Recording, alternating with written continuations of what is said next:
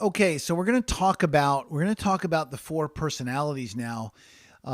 Assuming that you've got a good read on the people in your life and you've got a good read on yourself, now we're going to talk about the Dominator and all the personalities, but we're going to talk about their. You'll notice I call it their negotiating style. I guess you could call it their buying style, but then you'd also have to say their non-buying style. So, negotiating, I think, covers both sides of that, either buying or not buying. We're always negotiating, deciding how much we will invest or spend. And give up for the feature or the benefit that we are wanting to require or that we want to obtain in the interaction. So we're going to talk about the different buying styles or the negotiating style. Let's call it negotiating style. And the negotiating style of a dominator is actually their belief in an interaction, especially in a sales interaction. Their negotiating style is win-lose. Dominators feel better when they beat you. Remember what dominators want the most. They want power and control. If you're going to go in a selling situation, either on the phone or in person with a dominator, and you need to understand that the minute that you identify that they're a dominator, that they're interested in power and control, and they have a win-lose negotiating style. It means they win, you lose. Now, this doesn't mean that you can't sell to dominators. You just need to understand their style, because if they feel that they're winning, if the dominator feels that they're winning, then you will actually be able to win. And if they perceive you as losing, you could still make the sale if they believe that they're winning and they believe that you're losing. So this doesn't mean that you're not going to walk away with the sale. You may have to make a couple of concessions. You may have to use a couple of good negotiating moves, which I'll teach you in this program. But understand that dominators, they want to kill you. Remember, they leave a bloody trail. They want everything. They want power and control. What they want most is power and control. And so their style is they win, you lose. Now, dominators tend to feel better when they beat you. So again, I want you to keep that in mind, because if you go head to head with a dominator, if you argue with them, you will, maybe you'll win, but it'll be a Pyrrhic victory. When you fight with a dominator, it's like, pouring gasoline on yourself, lighting yourself on fire, and then jumping on top of the dominator and grabbing onto them, and the both of you go down in flames. Nobody wins. Okay. In your situation as a salesperson, as a relationship marketer, what do you want to get? You want to make your recommendation. You want your a movement to the next step in your system, whether it be a next appointment, whether it be sign the order today, whether it be give me a credit card, whether it be get on my website and give me an order. You want that sale to be made. And again, and I want you to understand that when you're dealing with dominators, you absolutely have to get your ego and pride out of the equation. You have to be able to take some shots. You have to be able to take some nasty comments. They'll tell you that you're wrong. They'll tell you that you screwed up on the proposal. They'll tell you that your facts and figures don't match. Dominators, because they will leave a bloody trail, will tend to cut salespeople down. They'll tend to try to push and put you into boxes and make you say certain things. And I'm going to teach you, in many cases, you're probably going to have to go along with that. So you're going to have to swallow your pride a bit. You're going to have to be able to put your ego to the side in order to make the sale. That's a really critical thing. You've got to be able to put your ego aside when you're dealing with dominators. Understand that they feel better when they beat you. Dominators tend to start from the bottom line and work backwards. I remember reading an article in Selling Power magazine about the owner of 1-800-Flowers. I think his name is Jim McCann or Jim McMahon, but he was the owner of 1-800-Flowers. And they said in the article, it said that that when you would go into 1-800-Flowers in front of this owner and you would start to show your presentation, your PowerPoint presentation, that this guy would stop you and he would say, listen, let's save some time. Why don't you show me your last slide first? A typical Dominator move. The Dominator is not my highest, but I can relate to that, sitting there waiting for a salesperson to get to the bottom line. I actually had a friend of mine in the men's work that we do in helping families. It's actually not a friend of mine. He knows some of the men that I know, and he called me up this morning and he said, listen, we're going to be having a weekend, a transformational weekend. Have you ever heard of it? I said, yes, I've been to it and I really recommend it. It's a great weekend. And he said, and he starts selling me on the weekend. And he said, well, we're going to be doing this. I said, Edwards, no point in I'm sold. I said, you don't have to sell me. I'll recommend it to the people that are on our different teams. Just get me the details.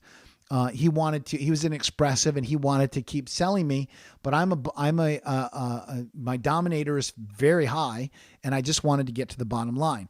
Dominators tend to start from the bottom line and work backwards. Hence, the 1-800-Flowers guy saying, okay, you got 50 slides here. Great. Show me your last one first, and then we'll go from there. Now, what you have to understand is that if you don't comply with the Dominator and with that kind of an instruction, if you say, oh, no, I have to show you my whole presentation and I'm going to start from slide 1. Well, you could just take the proverbial sales knife and just, slit your jugular vein and, watch the life bleed out of you, because you're not going to make the sale, because you're going to create so much disrapport. And that's the key. You have to understand that you have to stay away from disrapport. You cannot do things that will rub your prospect the wrong way, that will cause them instantly to not have rapport with you. Again, disrapport is not a word, but you need to, here's your goal. Your goal is to match their style as much as you can. You want to match their style as much as possible.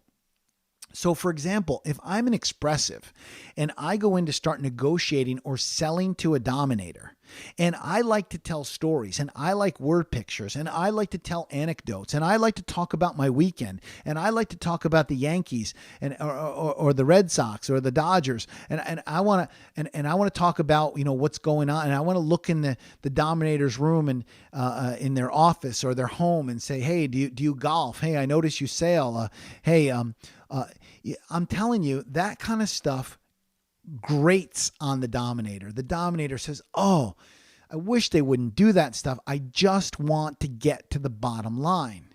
So you need to understand with Dominators, if you get to the bottom line and then you work your way backwards, okay, in bringing them through the features and the benefits of the product, you'll be much better off.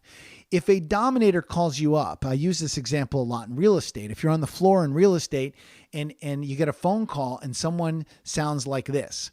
Hi, I noticed the ad for 3 Candle Lane. I want to know square footage, price, and does it have a septic or a sewer?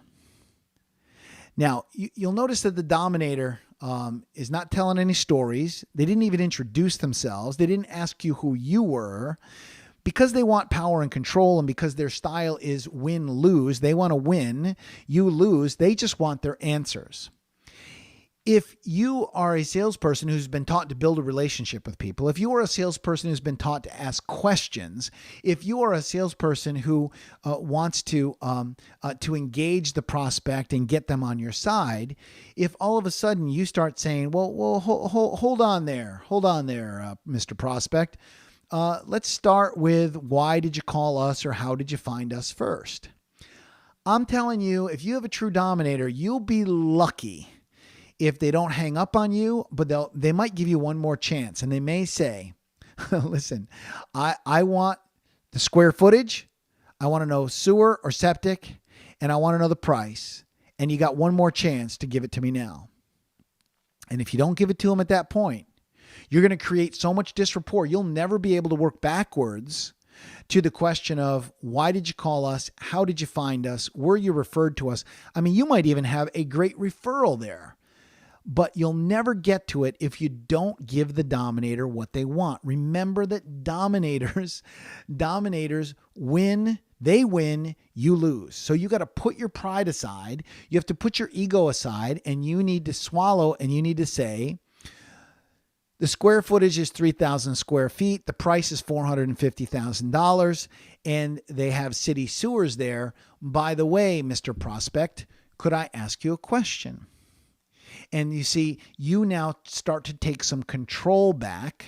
If you remember from one of my other courses, the advanced listening course, you use that counter to get control back. But with a dominator, what you totally want to do is go to the bottom line and work backwards in trying to find the emotions, discussing features and benefits, discussing what they're willing to pay, what their problems are. If a dominator asks you for a price and you don't come up with a price, and you say something like, well, let's talk about what your challenges are or what your issues are as it relates to this product or service or this problem that you're having, they're going to rip your head off. So you need to match the style with the Dominator. Let me tell you a story about Dominators. I was driving up to Wayland, Massachusetts from Connecticut, about probably a two and a half hour drive on a sales call with a guy named David. And as I was going up to meet with David, David was the owner of a projector company, LCD projectors, high-end projectors, low-end projectors, about a $30-40 million company. And I had been referred to David. By one of his salespeople. And I asked the salesperson, Glenn, I said, hey, Glenn, tell me a little bit about David. And he said, well, you know, he started this company, 10 years ago. Was one of the first guys to get into LCD projectors. Very successful. I said, is he kind of a bottom line kind of person? Is he kind of a driver? He said, yeah, he's pretty much goes to the bottom line. I said, okay, good. I think I have a feel for who he might be. Now I haven't met him yet. I'm just going off of an anecdotal idea about my prospect, but the company had 25, 30 salespeople. They had $40 million in sales. They really fit my profile of the kind of person that I wanted to deal with. So as I was driving up there, I got caught in a horrible rainstorm. I had to pull over for like 15, 20 minutes. I could not drive. And I called the secretary, Lisa. And I said to Lisa, Lisa, I know I'm supposed to be there at, 11 o'clock or 10, I think it was 10:30. It looks like it's going to be more like 11 o'clock. Oh yeah, we see the rain. We got lightning up here. Sure, Mr. Durkin, I'll tell David that you're going to be a little bit late. I see his schedule's fairly open. I see it shouldn't be a problem. I said, okay, great. So I show up at the office. And Lisa greets me, and Lisa, are you okay? It was, oh my goodness, it was coming down like buckets. It was horrible. I said, yeah, I got caught in Hartford. And Lisa isn't expressive. So we're having a nice conversation and can I get you some coffee? Did you find it okay? Was everything all right? Yes. Great gal, very warm, a kind and gentle person, a relator and an expressive, just very nice. At that moment, David comes walking from a conference room and comes walking through the lobby where I was at the company. And I surmised it was David just by his look. And he was looking down and reading at some papers or a proposal, or he was engrossed in something he was looking at. Well, when Lisa sees David, she says, oh, David, this is MJ Durkin. He was your 10:30 appointment. He just got here. It's 10 of 11. He was the one I was telling you was delayed by the rainstorm. Now, David, I wish I could show you this physically, but picture this with me. David does not look up from his papers. He literally does not look up from the papers. He's walking briskly. He walks by me, ignores me, and walks into his office and closes the door. Even Lisa is a little embarrassed. And when I tell this story in a public seminar, I say, so you tell me, salespeople, you tell me, how would you feel right now? How would you feel if that was David, if your prospect had just been introduced to you, ignored you, and looked at their paper and walked in and sat down in their office and closed their door. Well, most salespeople say, well, I'd be very intimidated. I would be very worried. I would be very concerned that my person, certainly we know that people buy from people that they know, like, and trust. And clearly David does not either. He certainly doesn't like you. And he certainly is of a temperament that he is not interested for some reason in you being there at his company. Totally true. But for me, because I had studied the personalities and I had asked a couple questions about my prospect before I even got there, I had a little internal smile because I know I own him. I own him because I know his personality. And I know now that if he's going to give me the appointment, and I wasn't sure that he was going to, that I could relate to him in such a way that he would feel comfortable and it would work. And so about 3 minutes later, David comes out of his office and he says, "Hi, I'm David. It's nice to meet you." I actually didn't say it was nice to meet me. He said, "Come into the conference room. Let's talk." So we sit down. And before he can say much of anything, I take the lead and I say, "Hey, David, why don't we do this? Why don't we skip all that salesman BS? You know, how you doing? Where are you from? Did the Red Sox win?" I was in Boston territory. "Did the Red Sox win this weekend?" I said, "Why don't we just forget all that stuff and just go straight to the bottom line?" Well, David, who was sitting there with this, pretty stern look on his face, a real type A, a real dominator, not happy that the appointment had not been on time because he wants power and control, looked at me and brightened up. His face relaxed. He broke into what for David would be a big smile. For you, it would probably be a small smile, but for him it was huge. And he relaxed and he smiled at me and he said, "Okay, go ahead. I'm listening." I said, I usually find that there's 3 or 4 problems that an owner like yourself has with the sales force. Why don't you tell me about the 2 or 3 problems that you have with your sales force? And David immediately launches in and he goes, "I got this problem. I got this problem. I got that problem." And I said, "Great." I said, "Listen," I said, "I've got a program. I come in once a month. I charge $4,000 a month. We do this, this, and this. I do it like this. It's a 12-month program. It's a $48,000 program. I can fix all those issues for you. And I was recommended to you by this person, and this will work. And I highly recommend it." And David says, "You know what? I love this. This is a great idea. We need this." He said, "I'm going to have Warren come in here and talk to you and work out the details. Okay. But this sounds like a good idea to me. I'm pretty sure we're going to go with it." Stands up, shakes my hand and says, I got to go to the airport. I got to get on a plane to Dallas. Catch you later. And he splits.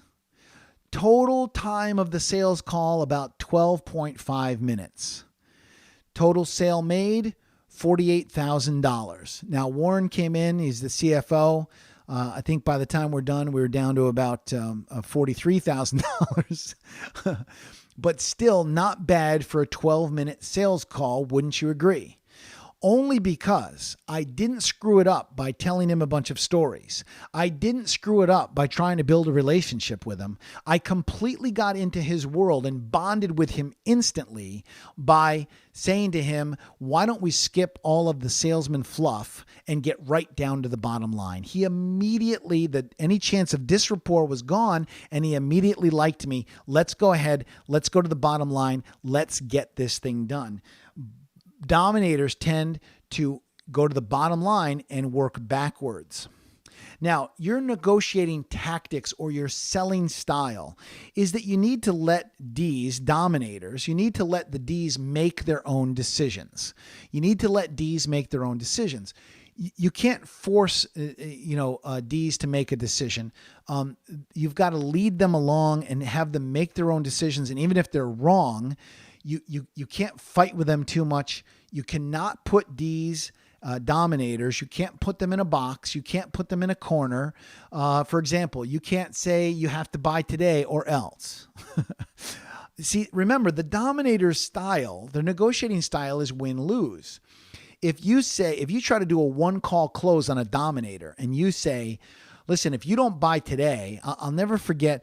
Was years and years ago, trying to make a sale. I was selling alarm systems for a short time, door to door to businesses, and I told the owner, I said, if you buy today, the price is lower, and it's this price. And he looked at me very sternly, and he said, "Listen," he said, "I like your alarm system," and he said, "and I kind of liked you up until now, but I'm going to tell you this." He said, "If I call you tomorrow and I can't get the same price that I'm going to get today as I'm going to get tomorrow," he said, "then I don't want to do business with you. So do you want to revise your statement?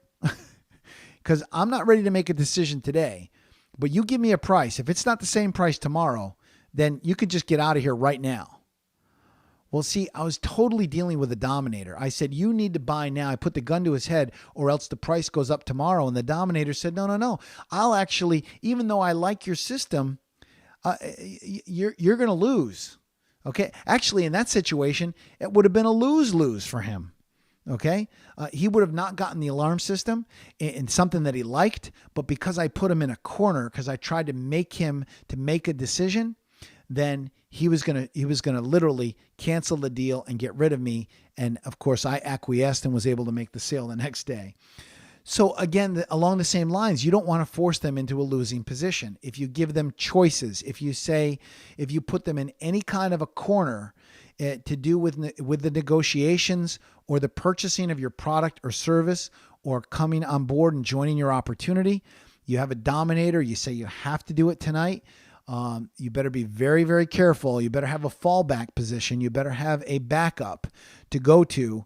And I would suggest not even getting them into that losing position.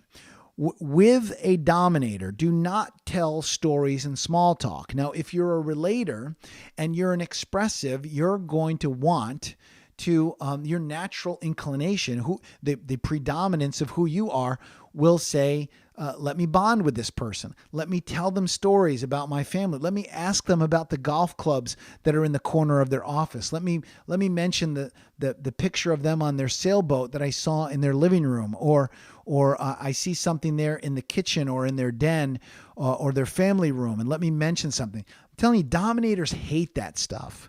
They absolutely hate it. I remember a story that Neil Rackham told one time in Spin Selling about how he went into had a salesperson who went into an interaction with a prospect, and he saw the pictures of the sailing, the guy on a sailboat behind the desk, and he said to the salesman said to the prospect, "Oh, are you into sailing? I do a little sailing myself. What kind of sailing do you do? Have you done much recently?" And the prospect, who was a Dominator, said, "Hey, listen, you know what? I'm really tired of salespeople coming in my office, looking at the stuff on my walls, and trying to build a relationship with me. So why don't we just cut that stuff out? And why don't you just tell me what you're here to sell me? I don't want to talk about sailing with you." Well, here's our poor salesperson who's probably an expressive or a relator now with their underwear around their ankles. And I guarantee you it's very difficult to sell when it's difficult to walk anyway, when your underwear is around your ankles. This salesperson completely stepped into it by being an expressive or a relator, thinking that the Dominator wanted to talk about the pictures on his wall. He didn't. He wanted to get to the bottom line. Don't tell stories and small talk with Dominators. It will cause disrapport. Make sure that you get to the bottom line with Dominators. Make sure that you don't force them into a losing position, and make sure that you give them their answers that they want, and then work backwards in a sales situation. One of the techniques that you can use in dealing with a Dominator is to tell them that they're a player, to acknowledge that they're a player, to give them a stroke for being a player. Dominators, they love the challenge. They love the thrill of victory. Remember, their negotiating style is win-lose. They're very, very good at winning. And when you're in a tough negotiation with a Dominator, when they're coming back at you, they're haggling with you over price or features or benefits or the offer or the terms, as they're beating you up, as they're looking to win, here's the move. You want to stroke them and you want to say something to them like, man, where did you go to negotiating school? Do you run a course on negotiating? I mean, I've never had to make so many concessions. I mean, you've obviously studied this stuff. I mean, you're killing me here. You're getting everything you want. Do you teach this to your people? You should teach a seminar on negotiating. You're one of the best I've ever seen. That stroke, that stroke of their ego really intoxicates them. Dominators will really, now you don't hit that with them, hit them with that at the beginning. It's got to be a very genuine and got to be a very real. That has to be a very real stroke, a very real acknowledgement. But if you tell a dominator that they're a player, it intoxicates them. They'll bond with you. It actually takes a lot of their power away. To tell them that they're a great negotiator, to tell them that they're just unbelievable at getting you to make concessions. They're unbelievable at getting to the bottom line. They're just one of the best negotiators, one of the best people at getting concessions you've ever seen. Wow. Where did you learn how to, do you teach a negotiating school? I'm telling you, that move will take their power away. It is a great way to bond with a dominator and to stroke their ego by after having a pretty intense conversation with them, to tell them they're a player. It's a great move. Let's go on now to the next video where we'll talk about the next personality.